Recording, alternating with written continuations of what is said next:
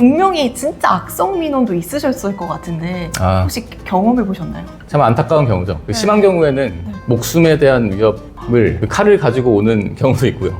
너를 어떻게 해버리겠다. 퇴근하고 조심해라.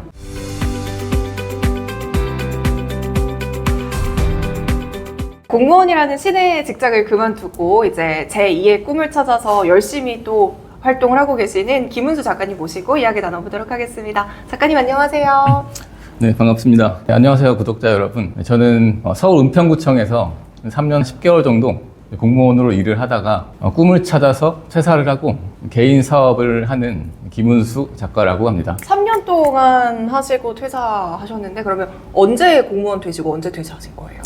네, 2019년 9월에 처음 발령을 받았다가 23년 7월에 퇴사를 했습니다. 그게 첫 직장이셨던 거죠? 네네. 그럼 은평구청에서는 어떤 일을 담당하셨던 거예요? 네, 처음엔 동사무소에서 발령을 받았었고 제일 힘든다는 곳 아니에요? 직접 민원을 많이 응대하기도 하고 네. 또는 그 주민단체가 상당히 많거든요. 일반적으로 공무원이 아닌 분들은 알기 어렵지만 뭐 주민자치회라던가 통장협의회와 같은 그런 온갖 종류의 주민단체들이 많은데요. 그런 그 단체들이 지원하고 잘 활동을 할 수 있게끔 이렇게 연결시키고 또 이제 구청에 발령 받아서는 그 식품위생을 식당이나 카페와 같은 식품위생법 그 위생 단속을 하거나 혹시 뭐 위법사항이 발견되면 행정처분을 부과하거나 과태료나 영업정지와 같은 그런 일을 부과하는 그런 일을 하기도 했었습니다. 되게 일을 많이 하셨네요. 네, 아무래도 그 일반 행정직이라는 그 직렬이었는데 일반 행정직 같은 경우에는 구청 안에 있는 모든 일을 다 2년 단위로 돌아가면서 하게 돼 있거든요. 그렇다 보니까 이제 뭐 짧은 기간이었지만 상대적으로 좀 많은 일을 하고 나오는 좋은 경험을 할 수 있었습니다. 저희가 일반적으로 알기에는 이제 공무원 분들은 딱 정시에 퇴근하시는 걸로 많이 알고 있잖아요. 이렇게 일이 많으면 정시에 퇴근이 가능한가요? 네, 그거는 아주 대표적인 오해라고 생각하시는 게 좋습니다. 야근을 많이 하셨다는 거. 네네. 그 공무원들 중에도 바쁜 분들은 정말로 일이 많아서 진짜 심한 경우에는 밤샘 근무도 많이 할 정도로 일을 많이 한다고 좀 봐주시면서 거기에 대한 또 감사한 마음을 또 가져주셨으면 좋겠습니다. 그렇죠. 제가 예전에 SNS에서 봤는데 공무원분들이 잠깐 자리 비우고 도착하면 부재중 전화라든지 뭐 민원이 엄청 쌓여 있다, 뭐 이런 거 봤는데 실제로도 네, 그렇습니다.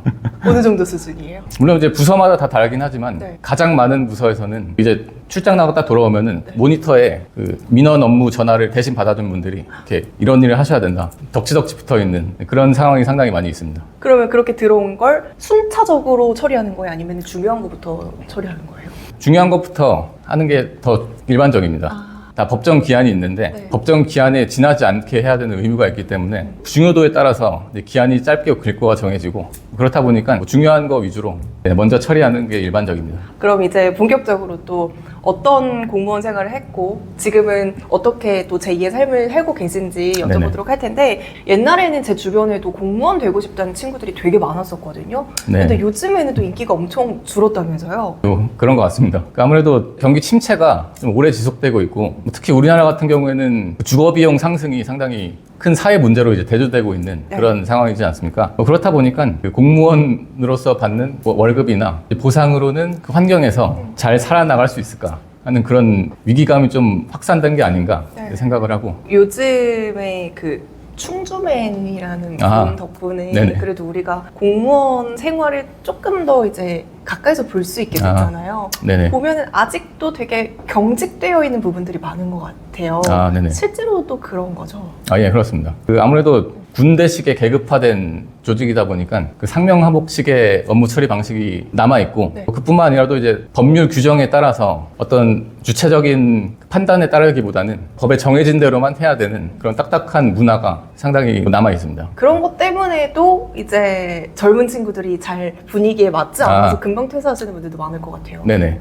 특히 뭐 저희 MZ 세대 같은 경우에는 이 기성세대와는 다르게 일에 대해서 보기를 저희 기성세대 50대, 60대 어르신들 같은 경우에는 일을 이제 생계수단으로만 봤던 반면에 저희 세대 분들은 생계수단 플러스로 자아 실현의 한 수단으로서 일을 보는 그런 시각이 많아진 것 같은데요. 그런 점에서 또 그 인기가 떨어지고 있는 게 아닌가 그런 생각도 이제 하고 있습니다. 약간 조직 문화에 대한 조금 맞지 않음? 여기에다가 너무 월급이 또 적으니까 이런 부분들에 대한 또 불만이 아닌 불만도 있으실 것 같고요.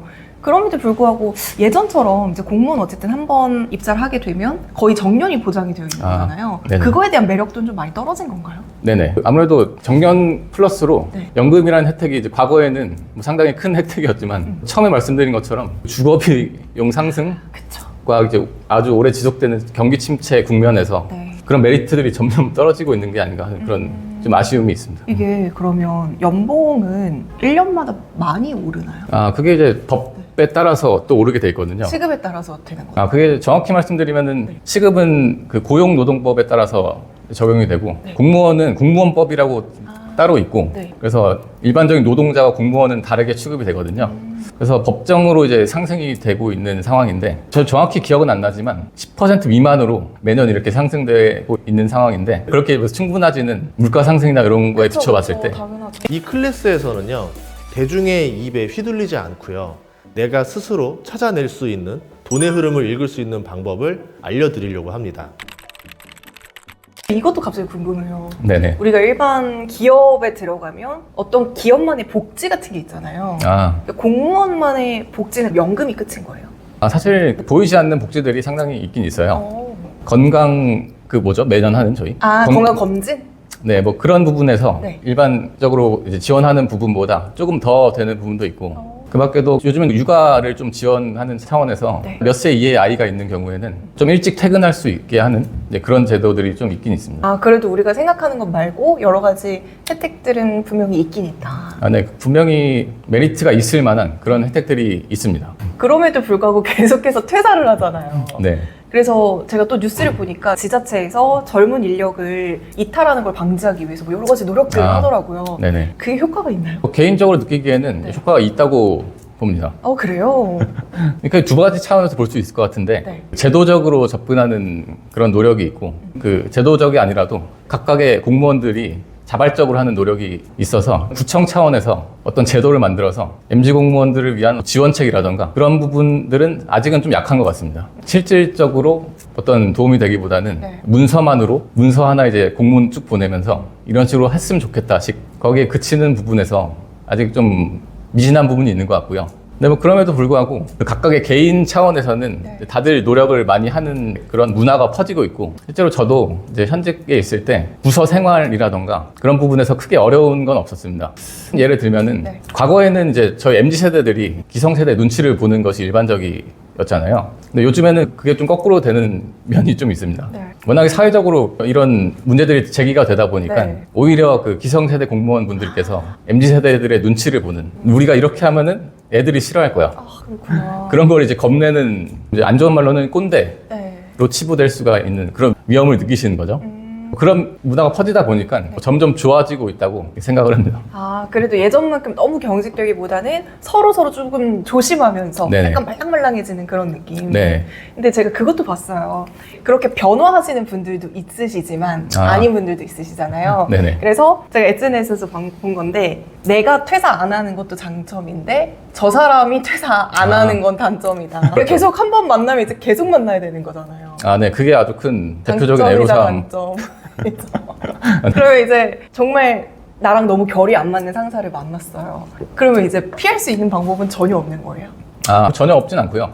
다행히 이제 인사고충이라는 제도가 있어서 익명으로 그 인사부서에 신청을 해서 여기서는 도저히 잘 맞지 않아서 일하기가 힘들다는 그런 신청을 하면은 그게 받아들여지는 경우에 원하는 부서로 옮길 수 있는 그런 루트가 있습니다. 그런 부분은 이제 저도 이제 좋다고 상당히 개선된 그런 부분이지 않나 또 생각을 했고요. 그럼 앞으로 다시 공무원에 대한 인기가 높아질 수 있다고 보세요?